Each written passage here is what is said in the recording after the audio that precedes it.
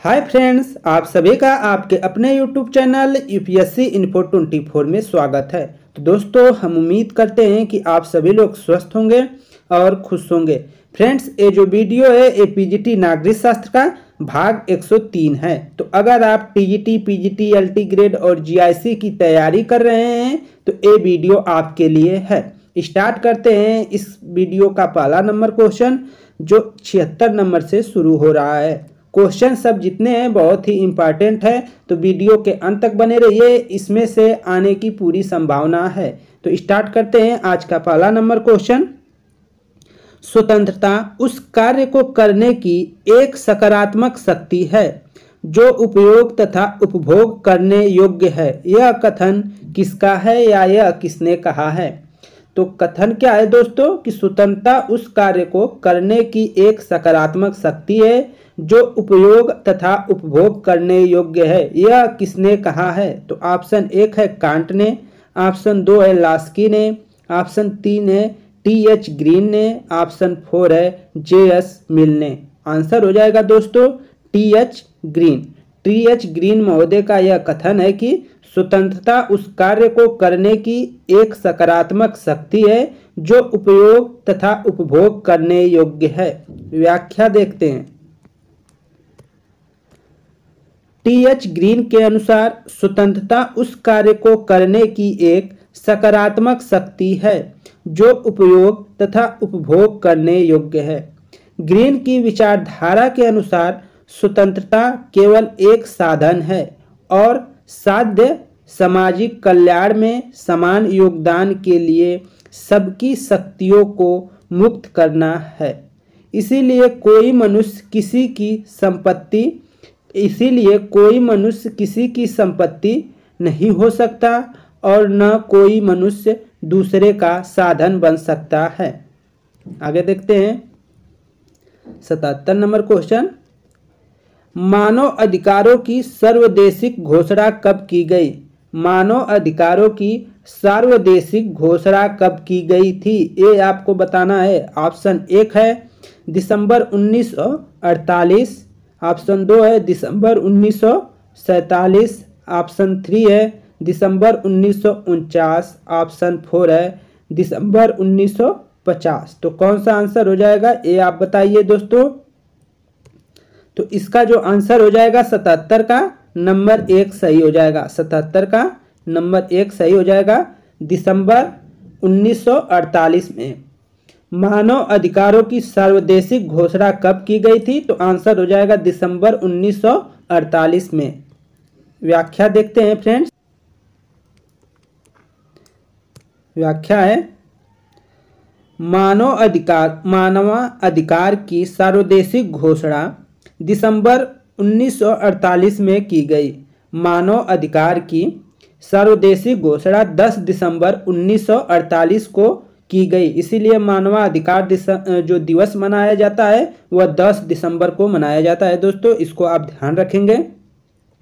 संयुक्त राष्ट्र चार्टर के अनुसार कुछ ऐसे मानवाधिकार हैं जिन्हें कभी छीना नहीं जा सकता, जिसे मानव की गरिमा प्रमुख है। जिसमें क्या है? मानव की गरिमा प्रमुख है। मानव का जीवन जीने का अधिकार भी प्रमुख है।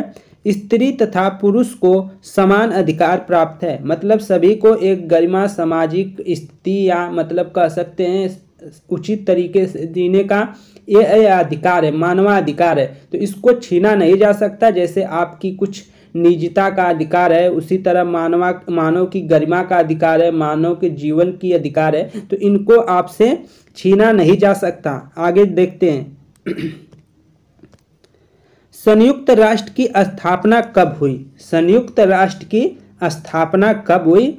ऑप्शन 1 है 24 अक्टूबर 1945, ऑप्शन 2 है 8 अगस्त 1947, ऑप्शन 3 है 6 जून 1946, ऑप्शन 4 है 30 अगस्त 1945। तो आंसर हो जाएगा दोस्तों 24 अक्टूबर 1945 को संयुक्त राष्ट्र की स्थापना कब हुई थी? तो आंसर हो जाएगा 24 अक्टूबर 1945 को हुई थी। आगे देखते हैं व्याख्या इसका।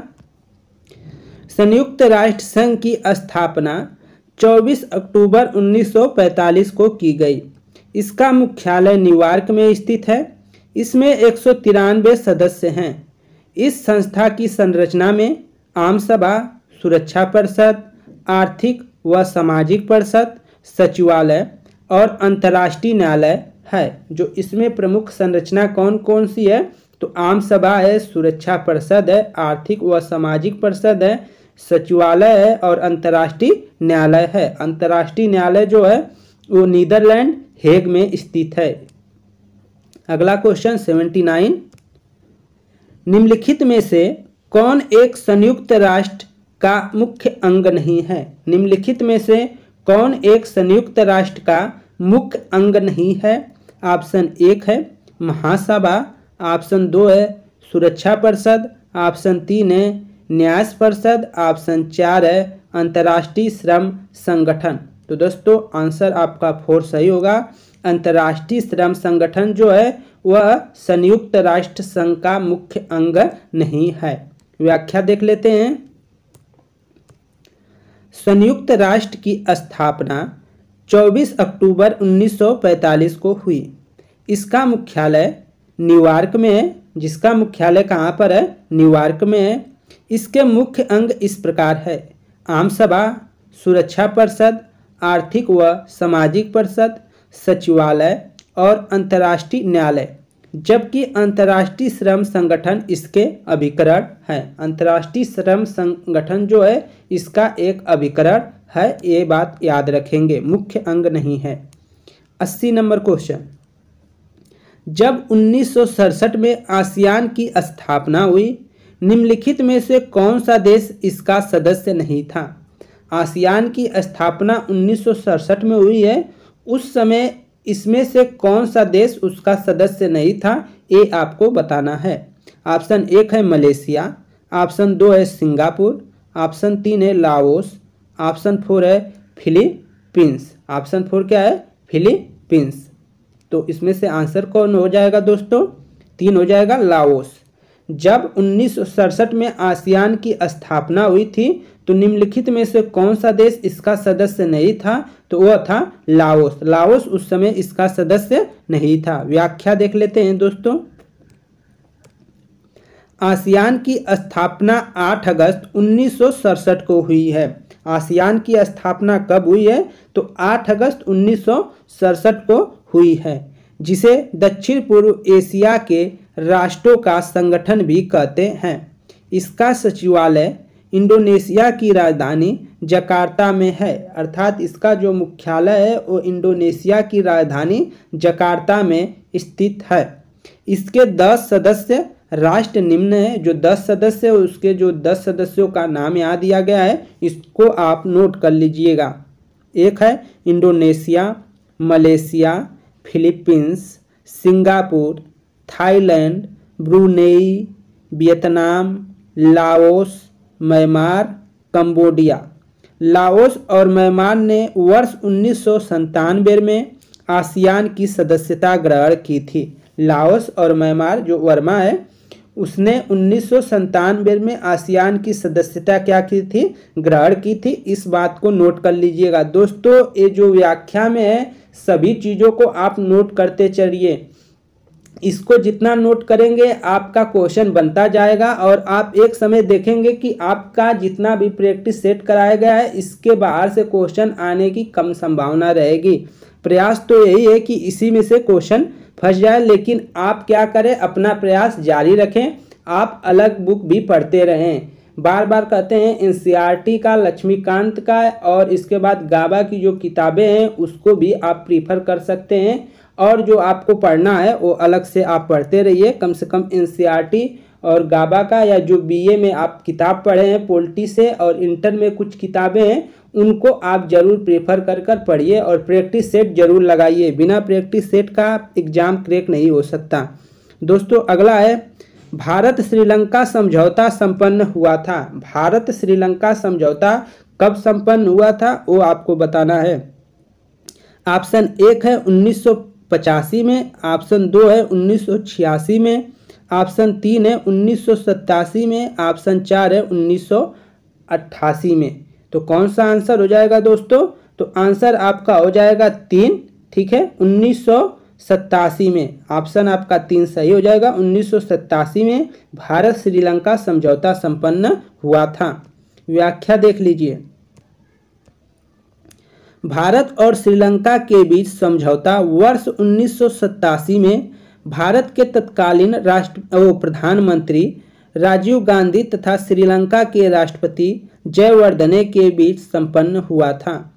यह एक 18 सूत्री समझौता था जिसे कोलंबो समझौता भी कहते हैं। तो इस तथ्य को आप याद रखिएगा कि इसे कोलंबो समझौता भी कहते हैं।